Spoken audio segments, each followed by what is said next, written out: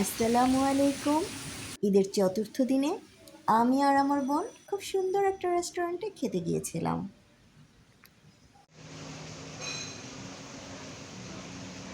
খাবার অর্ডার দিয়ে আমি ওদের ইন্টেরিয়র ডেকোরেশনগুলো একটু ঘুরে ঘুরে দেখছিলাম।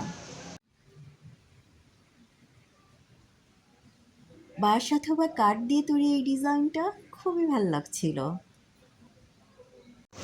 আর এই জায়গাটা এত সুন্দর যে আমি তো বসে পড়ে পানি লাগতে শুরু করে দিলাম।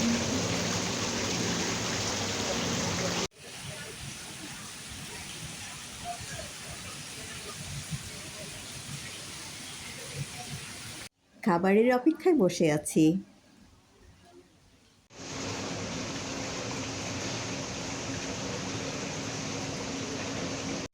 আমাদের খাবার এসে গিয়েছে।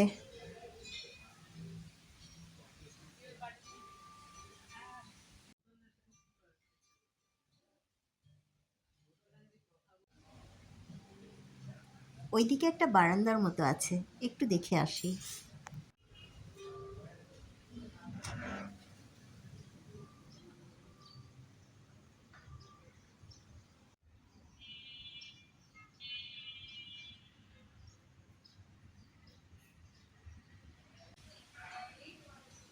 ওদের এই জিনিসটাও আমার বেশ ভালো লেগেছিল।